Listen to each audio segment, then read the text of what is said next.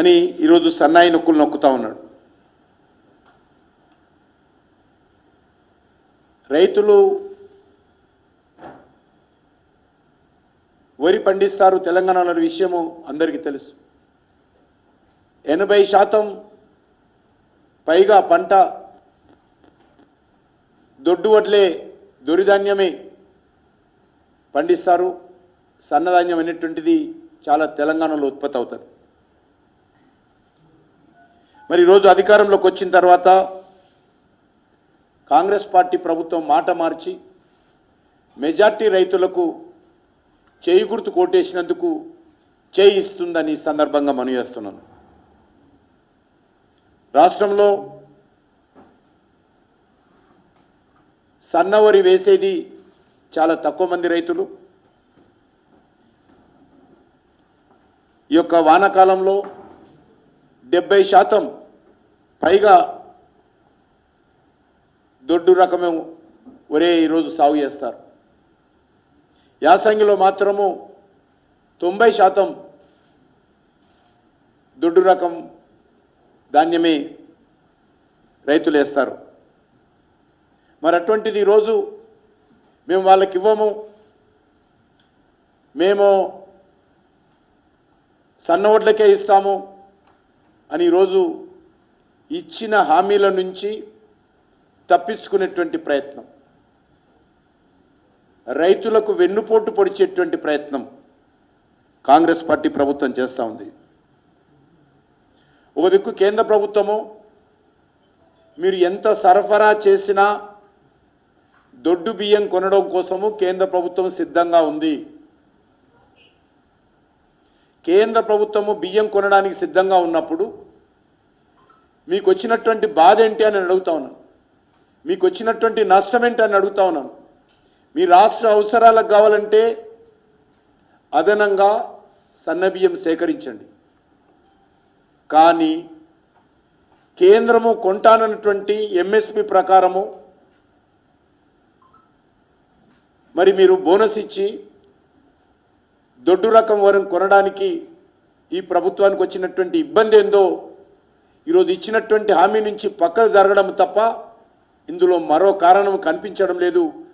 ఈ యొక్క మోసం చేయడం తప్ప ఇంకో సమస్య లేదని సందర్భంగా మనవి చేస్తున్నాను. ఈరోజు కేంద్ర ప్రభుత్వము తెలంగాణ రాష్ట్రం నుంచి వరి ఎంత ఉత్పత్తి అయినా ఆ ఉత్పత్తికి సంబంధించి ప్రతి నయా పైసా చెల్లించడానికి సిద్ధంగా ఉంది. అది దొడ్డు బియ్యం కానీ, సన్న బియ్యం కానీ, బాయిల్ రైస్ కానీ ఏదైనప్పటికీ కూడా గత సంవత్సరం మీకు తెలుసు బాయిల్ రైస్ విషయంలో ఢిల్లీకి వచ్చి ధర్నాలు చేశారు కాంగ్రెస్ టీఆర్ఎస్ పార్టీ నాయకులు. కానీ ఆ బాయిల్ రైస్ విషయంలో కూడా ప్రధానమంత్రి గారు తెలంగాణ రైతాంగానికి సంబంధించి సమస్యను దృష్టిలో పెట్టుకొని బాయిల్ రైస్ కూడా ఎంత వచ్చినా కూడా కొనాలని చెప్పి ఆదేశాలు ఇవ్వడం జరిగింది. ఈరోజు అన్ని రకాలుగా నరేంద్ర మోడీ గారి ప్రభుత్వము తెలంగాణ రైతులకు అండగా నిలబడుతున్నప్పుడు మరి ఈరోజు దేవుడు వరమిచ్చినా పూజారి అడ్డుకున్నట్టుగా ఈరోజు కేంద్ర ప్రభుత్వము అన్ని రకాలుగా చివరి గింజ వరకు కూడా న్యాయ పైస వరకు కూడా చెల్లించి కేంద్ర ప్రభుత్వము ధాన్యం కొనుగోలు కావచ్చు, బియ్యం కొనుగోలు కావచ్చు ముందుకొచ్చినప్పుడు రాష్ట్ర ప్రభుత్వము ఈ రకంగా అడ్డంకులు సృష్టించి రైతులకు అన్యాయం చేసే దిశలో, రైతులను మోసం చేసే దిశలో, రైతులకు వెన్నుపోటు పొడిచే దిశలో ప్రయత్నం చేయడము చాలా దుర్మార్గమని ఈ సందర్భంగా మనవి చేస్తా ఉన్నాను.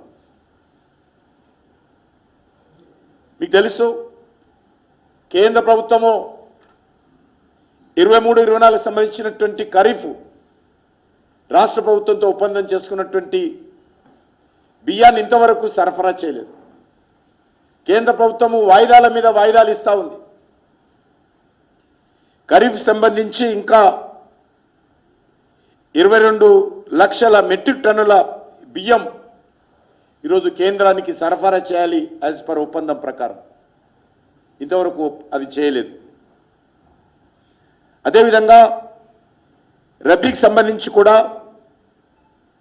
మరి కేంద్ర ప్రభుత్వము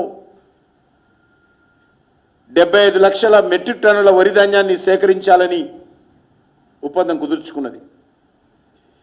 ఇంతవరకు 23-24 సంబంధించి రబీ 33 లక్షల మెట్రిక్ టన్నుల వరి ధాన్యాన్ని మాత్రమే రాష్ట్ర ప్రభుత్వం సేకరించింది.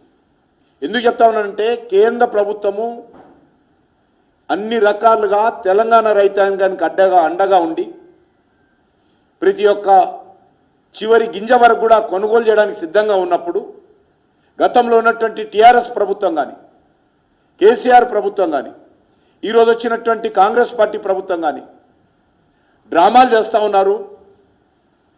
సకాలంలో రైతుల నుంచి ధాన్యాన్ని సేకరించలేకపోతూ ఉన్నారు.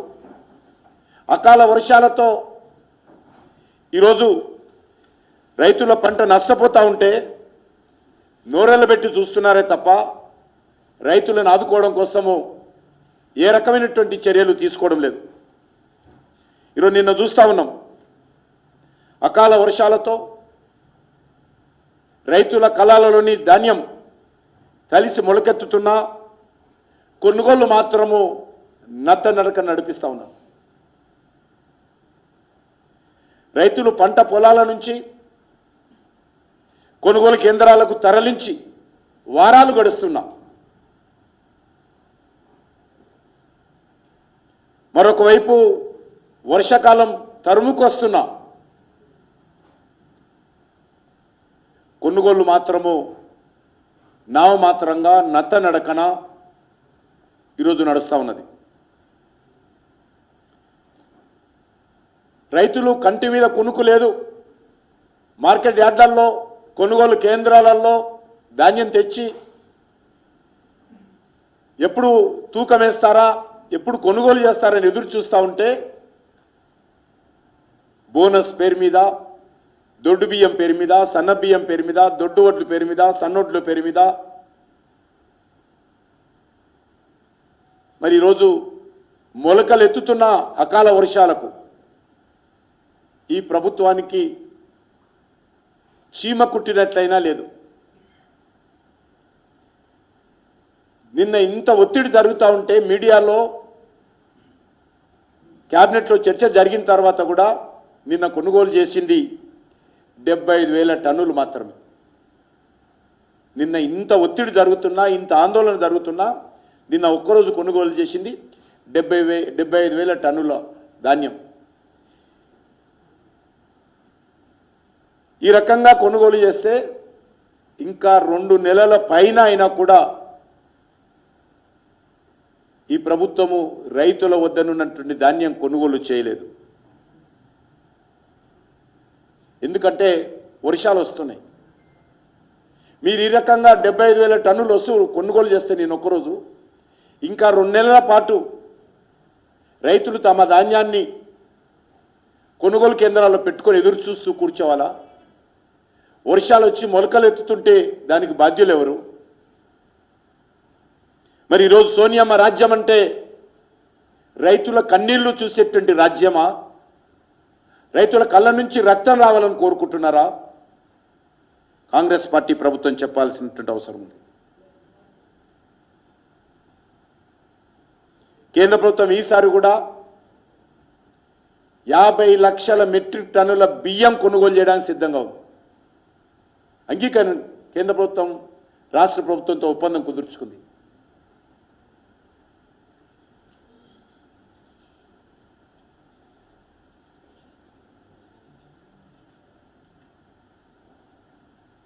ఈరోజు కేంద్ర ప్రభుత్వము ధాన్యం కొనుగోలు విషయంలో మార్కెట్ యార్డు నుంచి బస్తా ఎత్తే వరకు, మార్కెట్ యార్డుకి సంబంధించినటువంటి బస్తా ఇచ్చే వరకు, బస్తాకు కుట్టడానికి కావాల్సినటువంటి దారం నూగుపొడి నుంచి కూడా ప్రతి కూలీ ట్రాన్స్పోర్ట్ కూడా ఎఫ్సిఐ చేరే వరకు అయ్యే ప్రతి ఖర్చు, రాష్ట్ర ప్రభుత్వం చెల్లించేటువంటి ప్రతి న్యాయ పైసకు వడ్డీ, రాష్ట్ర ప్రభుత్వం స్టోరీ చేస్తే, రైస్ మిల్లర్లో స్టోరీ చేస్తే దానికి రెంట్ వరకు కూడా టోటల్గా కేంద్ర ప్రభుత్వం భరిస్తుంది. ఒక్క న్యాయ పైసా కూడా రాష్ట్ర ప్రభుత్వం మీద భారం పడదు. సివిల్ సప్లై ఆఫీసర్స్ పనిచేస్తున్నందుకు, ఈ కొనుగోలు కేంద్రంలో సమన్వయం చేస్తున్నందుకు వాళ్ళకు కూడా కమిషన్ ఇస్తుంది కేంద్ర ప్రభుత్వం. సివిల్ సప్లై ఆఫీస్ పూర్తిగా కేంద్ర ప్రభుత్వం ఇచ్చేటువంటి కమిషన్ ద్వారానే వాళ్ళ జీతాలు వెళ్తాయి. మరి రాష్ట్ర ప్రభుత్వానికి వచ్చేటువంటి బాధ ఏంటని అడుగుతా ఉన్నాను. నరేంద్ర మోడీ గారు ప్రభుత్వం పూర్తిగా మీకు తెలుసు, బాయిల్ రైస్ విషయంలో ఇంత కూడా జరిగింది. ఢిల్లీకి వచ్చి టీఆర్ఎస్ నాయకులు ఏపీ భవన్లో ధర్నాలు చేశారు. బాయిల్ రైస్ కొనాలి కొనాలి కొనాలి. చివరికి కూడా వాళ్ళు కూడా బాయిల్ రైస్ కొంటామన్న తర్వాత కూడా సకాలంలో బాయిల్ రైస్ వాళ్ళు కూడా ఇవ్వలేకపోయారు.